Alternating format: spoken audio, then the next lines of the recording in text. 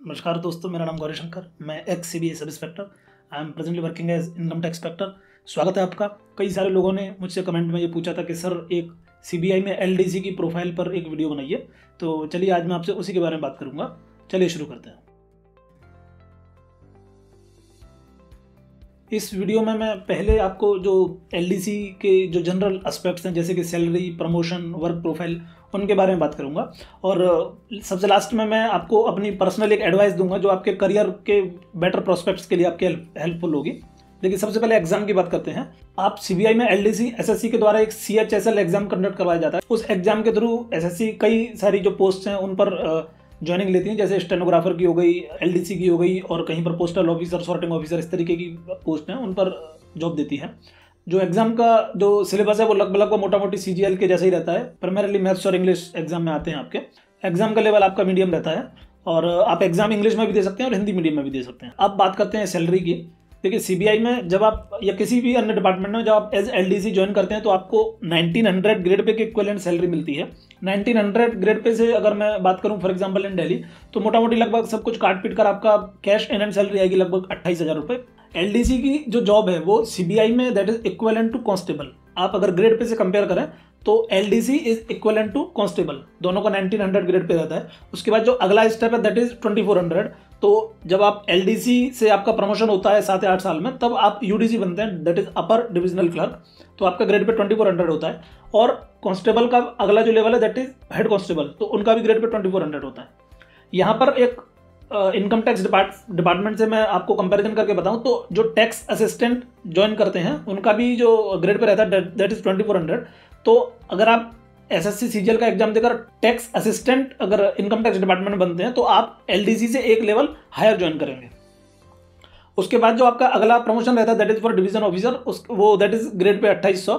और आपका head constable से अगली पोस्ट है असिस्टेंट सब इंस्पेक्टर की, और 2800 के बाद अगला ग्रेड पे है 4200, तो वो आपका सेक्शन ऑफिसर रहता है। और जो आपका लास्ट पड़ाव है दैट इज 4600 ग्रेड पे, और that is office superintendent. Most likely आप एज ऑफिस सुपरिटेंडेंट रिटायर हो जाएंगे, और अगर आपने लेट ज्वाइन किया तो हो सकता है आप उससे एक लेवल नीचे भी रिटायर हो जाए। सीबीआई में जो प्रमोशन है आपका 7-8 साल इस तरीके से होता रहेगा डिपेंडिंग अपॉन द वैकेंसीज। और इसमें एक बीच में एग्जाम भी होता है जिसमें आप अपनी लाइन स्विच कर सकते हैं। फॉर एग्जांपल, अगर आप एलडीसी की लाइन में बढ़ते हैं तो आपको पूरे लाइफ टाइम आपको डेस्क की जॉब करनी पड़ेगी। और अगर आप एग्जीक्यूटिव लाइन में आना चाहते हैं तो एलडीसी की जॉब में 3 साल कंप्लीट करने के बाद आप एक सब इंस्पेक्टर का एग्जाम होता है, आप उसको दे सकते हैं, उसको क्लियर कर सकते हैं। और जब आप वो एग्जाम क्लियर कर लेंगे तो you are as good as new sub inspectors. हमारे बैच में 32 लोगों में से 22 लोग एसएससी सीजीएल के थ्रू सिलेक्ट हुए थे और बाकी के 10 लोग आपके प्रमोटी डिपार्टमेंट वाले थे। तो सीबीआई में जो आपके प्रमोटी सब इंस्पेक्टर्स रहते हैं उनके लिए अच्छी वैकेंसी रहती है। बहुत सारे लोग सब इंस्पेक्टर का एग्जाम देकर सब इंस्पेक्टर बन जाते हैं, फिर उनका करियर की जो ग्रोथ है तो एक्सपोनेंशियल हो जाती है, तो वो भी आपके लिए एक अच्छा ऑप्शन है। अब बात करते हैं कि वर्क प्रोफाइल क्या रहती है। देखिए, वर्क प्रोफाइल सीबीआई में एलडीसी के लिए 4 या 5 अलग अलग छोटे मोटे काम है। जैसे एक काम है डिस्पैच सेक्शन का। डिस्पैच सेक्शन में जैसे कि मान लीजिए कि हमारे डिपार्टमेंट से हम कोई भी लेटर लिखते हैं, तो कोई भी लेटर कहाँ जा रहा है उस सब का रिकॉर्ड आपको अपने एक रजिस्टर में मेंटेन करना है। लेटर का क्या सब्जेक्ट है, किसको जा रहा है, कौन सी तारीख को जा रहा है, किस ऑफिसर ने बना के भेजा है, और वो जहाँ जा रहा है वहाँ का एड्रेस, और उस पर डाक टिकट कितने की लग रही है, इस तरीके से।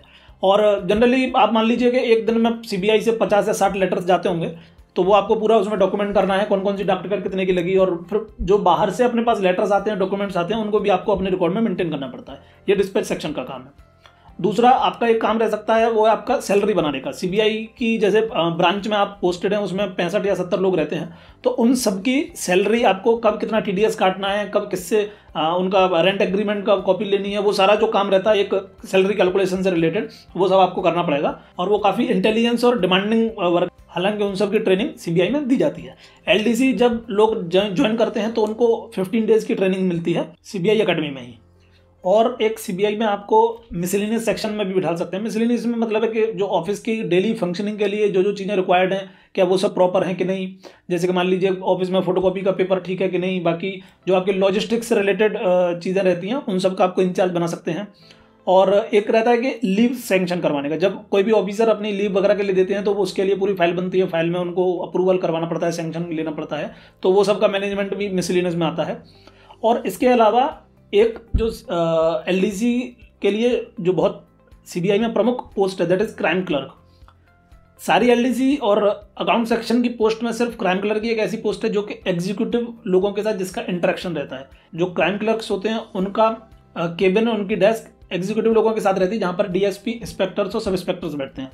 क्योंकि जो भी केस रजिस्टर होते हैं उन सब का रिकॉर्ड बनाना पड़ता है कंप्यूटर में। वो केस कब रिकॉर्ड हुआ, कब उसको रजिस्टर किया गया, किसने उसकी एफआईआर करवाई, कब एफआईआर करवाई, एफआईआर का कंटेंट क्या है, उसमें क्या प्रोग्रेस हो रही है, वो कहाँ तक पहुँच गया है, उसमें अक्यूज्ड कौन कौन है, विटनेस कौन कौन है, किस कोर्ट में मैटर जा रहा है, और पुराने जो सीबीआई की ब्रांच के जो केसेस हैं 15 साल पुराने, 20 साल पुराने, उनमें क्या चल रहा है कोर्ट्स में, वो सारा रिकॉर्ड एक क्राइम क्लर्क को मेंटेन करना पड़ता है।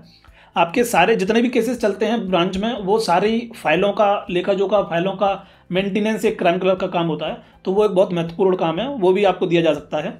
इसके अलावा क्योंकि सीबीआई में स्टेनोग्राफर्स बहुत कम हैं या ना के बराबर हैं, तो इसलिए कुछ कुछ एलडीसी लोगों को जो सीनियर ऑफिसर्स हैं उनके असिस्टेंट के रूप में भी काम करना पड़ता है। तो वो मान लीजिए कहेंगे कि ये पेज टाइप कर दो, तो उनको पेज टाइप करना पड़ेगा, और भी उनके कुछ जो कागज आएंगे, डॉक्यूमेंट्स आएंगे, उनको मेंटेन करना, उनको मैनेज करना, उनकी फाइलिंग, ये सब काम भी कई बार अगर आप उनके पर्सनल असिस्टेंट बनेंगे तो आपको ये सब काम करना पड़ेगा। देखिए, जहाँ ट्रांसफर्स की बात आती है तो अगेन जैसा मैंने पहले बताया कि सब इंस्पेक्टर के लिए जैसे सीबीआई की कोई एक फिक्स ट्रांसफर पॉलिसी नहीं है, वैसे ही एलडीसी लोगों के लिए भी सीबीआई की कोई फिक्स ट्रांसफर पॉलिसी नहीं है। आपको कभी भी कहीं पर भी ट्रांसफर किया जा सकता है। आप ऑफकोर्स रिक्वेस्ट डाल सकते हैं कि आपको कोई पर्टिकुलर प्लेस चाहिए, तो आप उसके लिए रिक्वेस्ट डाल दीजिए, बट कोई गारंटी नहीं है कि वो आपकी अप्रूव होगी कि नहीं। चलिए, अब मैं आपसे एक जो बिग पिक्चर स्टफ है, करियर प्रोस्पेक्ट्स, उसके बारे में बात करता हूँ। देखिए, अगर आपने ग्रेजुएशन कंप्लीट नहीं किया है और आपको जॉब की अत्यंत आवश्यकता है, तो आप डेफिनेटली एसएससी का सीएचएसएल एग्जाम देकर ये जॉब पा लीजिए, बहुत बढ़िया जॉब है। और इसमें आप 3 साल बाद जब आप सब इंस्पेक्टर का एग्जाम देने के लिए एलिजिबल हो जाएं, तो आप वो एग्जाम देकर सब इंस्पेक्टर बन जाइए। ठीक है। अगर आप ग्रेजुएट हैं और आप या फिर आप एलडीसी ज्वाइन नहीं करना चाहते, तो मैं सजेस्ट करूंगा कि आप एसएससी सीजीएल का एग्जाम दीजिए। और अगर आपको लगता है कि एसएससी सीजीएल का एग्जाम बहुत ज़्यादा डिफिकल्ट है, आप वो क्रैक नहीं कर सकते, सीएचएसएल का एग्जाम इजीली क्रैक कर सकते हैं, तो मैं कहूँगा आप थोड़ी सी मेहनत कर लीजिए। आप भले ही सीजीएल में आप इंस्पेक्टर वाली पोस्ट मत प्राप्त कर पाइए, अगर आपके 30 या 35 नंबर कम भी आते हैं तो मोस्ट लाइकली आप टैक्स असिस्टेंट की जॉब पा लेंगे।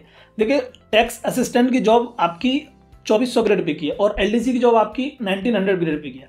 अगर आप एज एलडीसी ज्वाइन करते हैं, टैक्स असिस्टेंट है 2400 ग्रेड पे, आप उससे 7 साल पीछे ज्वाइन करेंगे। ठीक है। और अगर आप कोई एग्जाम क्रैक नहीं कर पाते, मान लीजिए आप सब इंस्पेक्टर का एग्जाम भी क्लियर नहीं कर पाए, तो जब आप रिटायर होंगे तब आपका जो ग्रेड पे 4600, वो जब आप रिटायर होंगे तब हो पाएगा, और जो कि एक सब इंस्पेक्टर का grade pay in the very beginning है। मतलब कि आप उससे 30 या 35 साल पीछे चले जाएंगे। ठीक है। तो इसीलिए मेरा ये सजेशन है कि आप अगर मजबूरी है तो आप सीएचएसएल का एग्जाम देकर एलडीसी जरूर बन जाइए, बट उसमें भी आप स्टडी करते रहिए। आप सब इंस्पेक्टर का एग्जाम दीजिए, उसको क्लियर कीजिए, तब आप अपने करियर में बहुत आगे तक जा सकते हैं। जनरली जहाँ तक स्टडी की बात है, सीबीआई में जॉब करते हुए आप दिन में 1.5 या 2 घंटा आप अपनी सेल्फ स्टडी के लिए निकाल सकते हैं। और वो अगर आप 2-3 साल अगर धीरे धीरे अपना थोड़ा थोड़ा पढ़ते रहे, तो आप डेफिनेटली सब इंस्पेक्टर का एग्जाम क्लियर कर लेंगे, उसमें कोई इशू नहीं है।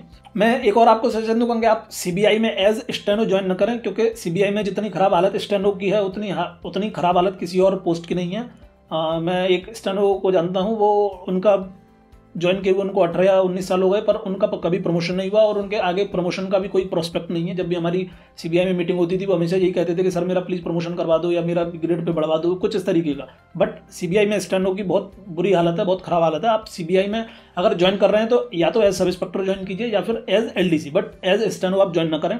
और जैसा मैंने बताया कि आप अगर ग्रेजुएट हैं तो आप सीजीएल का एग्जाम देकर एटलीस्ट टैक्स असिस्टेंट बन जाइए। टैक्स असिस्टेंट का ग्रेड पे होता है 2400। अगर आप मान लीजिए टैक्स असिस्टेंट बने और उसमें एक फिर एग्जाम होता है सीनियर टीए का, वो एग्जाम बहुत लो लेवल का होता है, आप उसको इजीली क्लियर कर लेंगे, तो विद इन 3 ईयर्स लोग 2400 से 4200 पर चले जाते हैं। सीनियर टीए का ग्रेड पे होता है 4200 रुपये। तो आपका जो सैलरी में जंप आता है वो बहुत ह्यूज जंप आता है, करीब 12 या 13 हज़ार रुपये आपके एकदम से बढ़ जाते हैं। और वो एग्जाम भी डिफिकल्ट नहीं होता, मोस्टली सब लोग सीनियर टीए का एग्जाम क्लियर कर ही लेते हैं और विद इन 2.5 से 3 ईयर्स आप डेफिनेटली सीनियर टीए बन जाएंगे।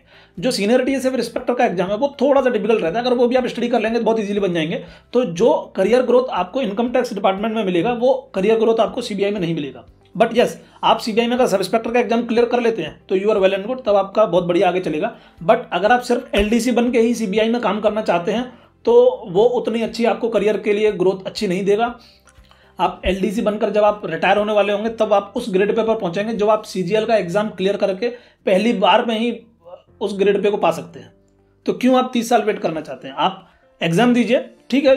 लाइफ में हर चीज़ ईजी नहीं होती, कुछ कुछ चीज़ें थोड़ी डिफिकल्ट होती हैं। आप 3 महीने एक्स्ट्रा पढ़ लीजिए, 4 महीने एक्स्ट्रा पढ़ लीजिए। अगर मजबूरी है कि आपको अभी जॉब चाहिए तो आप जॉब ज्वाइन कर लीजिए, फिर भी आप थोड़ा थोड़ा पढ़ते रहिए, फिर से एग्जाम दे दीजिए, ठीक है। चलिए दोस्तों, मेरी तरफ से आज इतना ही। अगर मुझसे कुछ चीज़ छूट गई है तो आप मुझसे नीचे कमेंट्स में पूछ सकते हैं।